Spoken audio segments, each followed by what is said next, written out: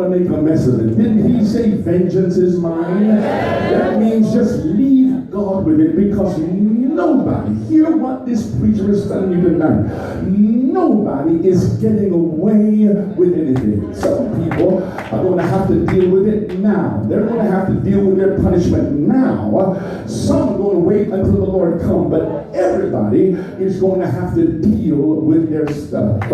And that is why I'm trying to get it right before the rapture. Anybody else? Anybody else, whatever it is, trying to ask the Lord for forgiveness before the rapture? Anybody trying to clear it up before the Lord comes so that we can stand before Him in peace? Remember now, they have to suffer for their sins. And part of that suffering is 70 years of Babylonian captivity, where they are serving another master, where they are serving in a strange and inhospitable land, where they are mocked, where they are taunted to sing the songs of Zion. And they have to tell them, how can we sing the Lord's song in a strange land?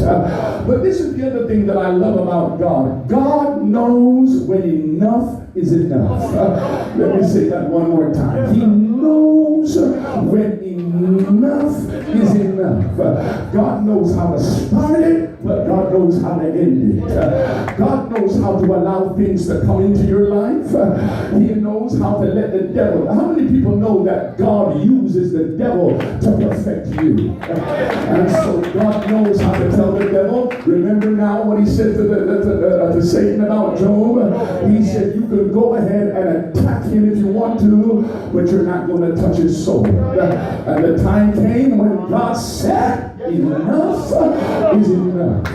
Because God knows how much we can bear. He knows how much faith we have. He knows the limit of my trust in Him. And it's not because you're worthy why He brings you out. It's not because you have learned all the lessons why He brings you out. He brings you out because enough is enough. And one more week of that kind of pressure and she's going to break.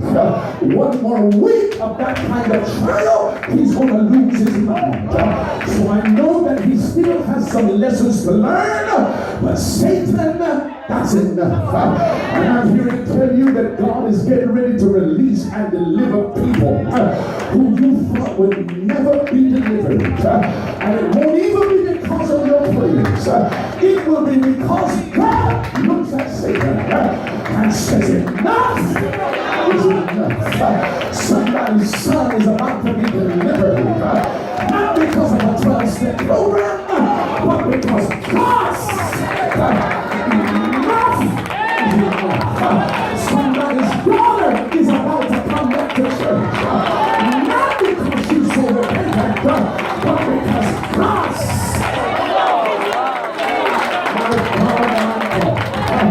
that's why I'm so glad He doesn't put me in your hands. Because you would know when enough is enough. You would have to wait until I'm almost dead. You would have to see me jump through hoops and jump over walls. But touch your neighbor and say, I'm in the Lord's hands. Babylon captivity has come to an end. And God said, that's enough. 70 years is enough. A whole generation has born and died, and another generation has come into being. And now God has released them from Babylon to come back to their city of Zion. Remember now, it is only 42,000 plus that make the sojourn from Babylon back to Judah. That means there were hundreds of thousands of Israelites who made their bed in Babylon. God wanted to deliver them, but they had become so accustomed to Babylonian living and Babylonian lifestyle. Freedom was before them, but they were bound in their mind, locked into negative thinking, locked into thinking of slavehood and not freedom. And God has to say, well, if everybody won't go, let me deal with those that have come. And I'm here to prophesy and announce to Beulah. Everybody's not going to the next level. Oh, let me say it one more time. Everybody's not going in this next move because some are comfortable where they are. Some are used to worshiping the only way they know how to worship. But I'm here to tell you, child, you've got to know how to dance. You've got to know how to shout. And you've got to know how to be still. And know that I am God. And if you're just a Shabbat praiser, what you're going to do when he says keep your mouth shut?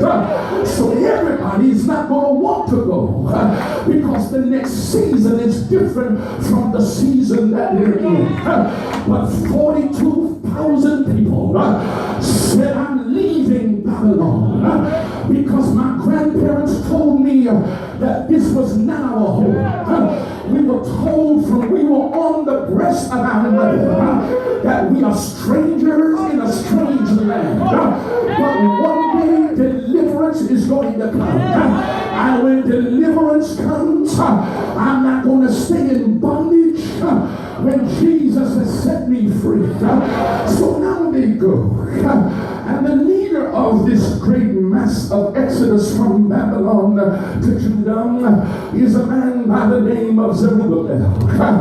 He is the grandson of Jehoiakim. And now what God is going to do is reestablish the Davidic lineage of kingdom rulership in Judah. He is going to say, you've been polluted by being in another land. But I am going to raise the level of anointing one more time. I'm going to connect you with the lineage of God's anointing. Can I preach today? Child of God, everybody ain't anointed. I don't care how much they shouting and jumping. Everybody is not anointed. And that's why, child of God, you've got to know what the anointing sounds like. You've got to know what the anointing feels like. Because I'm not saying amen to everybody. I can't jump because you tell me to jump. There is a sound. There is a Pentecostal sound. There is an anointing sound. And I'm going to wait till I hear the sound. Let the church shout hallelujah. But your neighbor said there's a sound. It's not because I'm being deep. Can I preach tonight?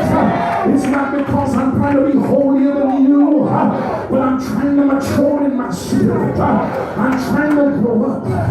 What used to move me 5 years ago, I'm now on meat, now on milk. So milk don't move me anymore. I need something solid. I feel the anointing in here. Because when I leave church tonight, there's a devil on the outside already planning my downfall. So milk in this season, milk is not going to do it. I need a word from the Lord. Hallelujah. I need a word.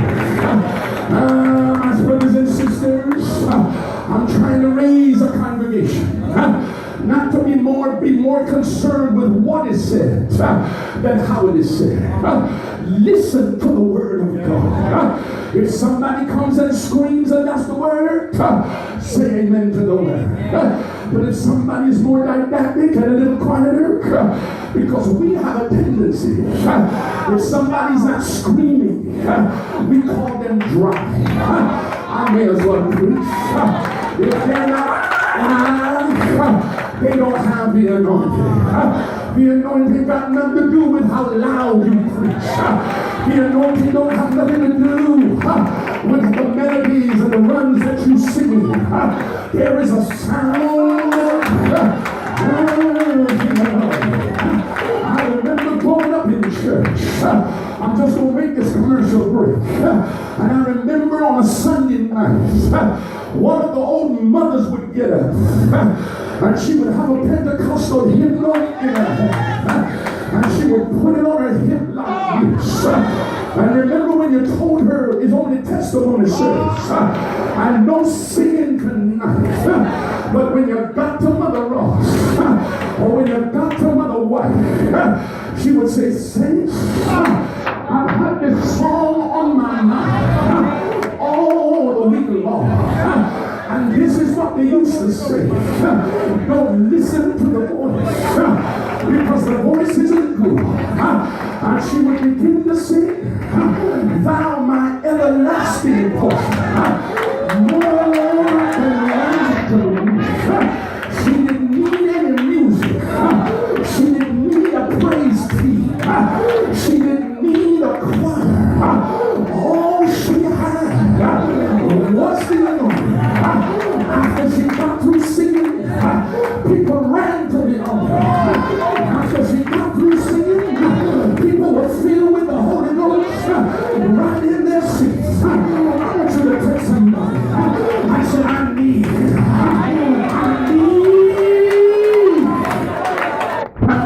the Holy Ghost. This is what Zechariah now says to Zerubbabel. He says, Zerubbabel, the Lord showed me a dream.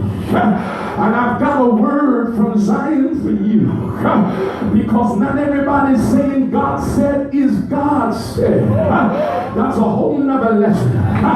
Because Overseer Linton, never in my days in the church have I heard so much God said, God said. I'm going to leave that alone. But there is a word that comes from the Lord. And Zechariah goes to Zerubbabel. And now remember, whenever God calls you to revival, there will always be challenges and there will always be a test.